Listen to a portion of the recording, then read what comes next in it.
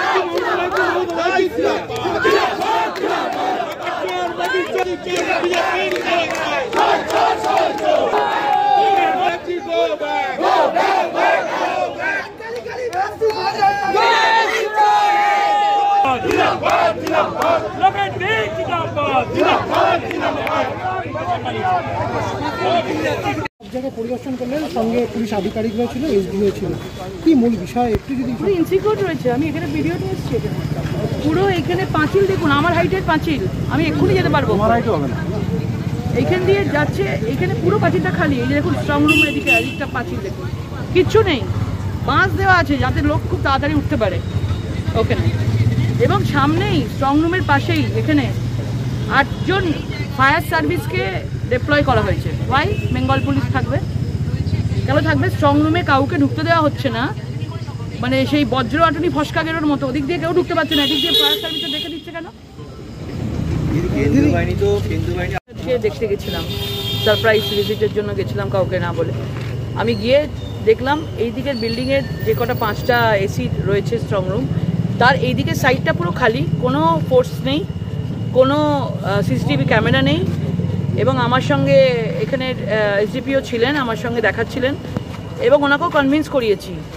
আপনি বলুন যে আমি যে ওপরে এসছি, শুধু স্ট্রং রুমের সামনেই সিআরপিএফ যারা রয়েছে, বাহিনী রয়েছে, 1 জন করে রয়েছে স্ট্রং রুমে, এত বড় একটা বিল্ডিং অন্ধকারের মধ্যে, কেউ যদি নিচে দিয়ে ভেতর দিয়ে ঢুকে যায় মানে কেউ বুঝতে পারবে না। তো ওনার শোনার পরে, আমি বলার পরে আমি চিঠি করেছি, চিঠি করার পরে ওরা এখন ওরা সিসিটিভি ক্যামেরা লাগাচ্ছে এখানে, ওরা বুঝতে পেরেছে যে কনভিন্সিং লেগেছে লাগাচ্ছে। কিন্তু আজকে আমার সন্দেহই হয়েছিল যে এই জায়গাটা এত খালি, এখানে কি আছে দেখবো। এই কলেজ আছে, এটা এখানে ইঞ্জিনিয়ারিং কলেজ, এখানে ভেতর দিয়ে ঢুকে দেখলাম পুরোপুরিভাবে অ্যাক্সেস আছে ভেতরের সাথে, মানে একটুখানি হাইটের 5 ফুটের পাঁচিল আছে, অনায়াসে ওপরে যাওয়া যায়, সেখানে বাঁশ ফাঁস দেওয়া আছে যদি ওপরে টপকানো যায়, এবং সেইখানে কোনো রকমভাবে কোনো ফোর্স নেই। এবং এইটা একটা ভেতর দিয়ে রাস্তা দিয়ে চলে গেছে, গিয়ে বাইরে দিয়ে বেরিয়ে গেছে, মানে এখানে মেন রোডে বেরোতেই হবে না, কোনো ক্যামেরা নেই, কোনো ফোর্স নেই, কিচ্ছু নেই, ভীষণ ক্যাজুয়াল।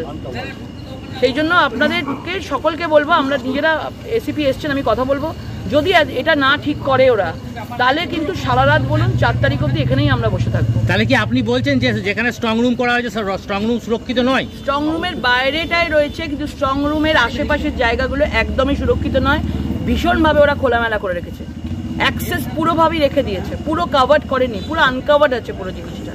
এই আনকাভার্ডগুলোকে কাভার্ড করতে হবে ইমিডিয়েটলি, আজকে রাতের মধ্যে কাভার্ড করতে হবে।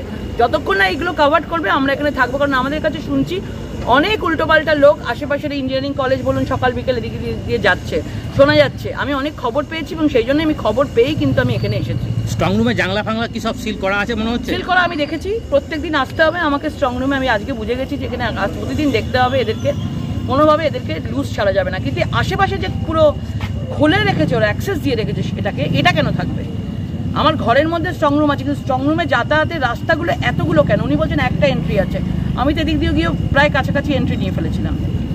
তাহলে আপনি আজকে ডিএম এর কাছে একটা অভিযোগ করেছিলেন কাউন্টিং এর দিন মানে ভেতরে লোক ঢোকানো হবে, তাহলে কি আজকে সেটাই কি প্রমাণ হলো? হ্যাঁ, এগুলো তো বোঝাই যাচ্ছে যে এখানে পাহারা দেওয়া, এবং কাউন্টিং অবধি এদের প্রচুর অনেক কিছু ষড়যন্ত্র, অনেক কিছু কনস্পিরেসি এদের রয়েছে এবং এরা অনেক কিছু প্ল্যানিং করেছে। চুঁচুড়ার আশেপাশে জায়গায় ব্লু ডায়মন্ড হোটেলের আইপ্যাকের অনেক লোকজন এখানে এসে রয়েছে। আমি ব্লু ডায়মন্ড হোটেলের মালিকের সাথেও আমি কথা বলবো, কারা কারা আছে তাদের ব্যাকগ্রাউন্ড চেক করানোর কথা আমি বলবো, যে কারা কারা এখানে এতদিন ধরে বসে আছে। এই বিষয়টি কি নির্বাচন কমিশনকে জানাচ্ছেন? নিশ্চয়ই আমি জানাবো, ডেফিনেটলি মনে হচ্ছে গণতান্ত্রিক জায়গায়, গণতান্ত্রিক দেশে সবাই করতে পারে। আমার মনে হচ্ছে সেই জন্য আমি এটা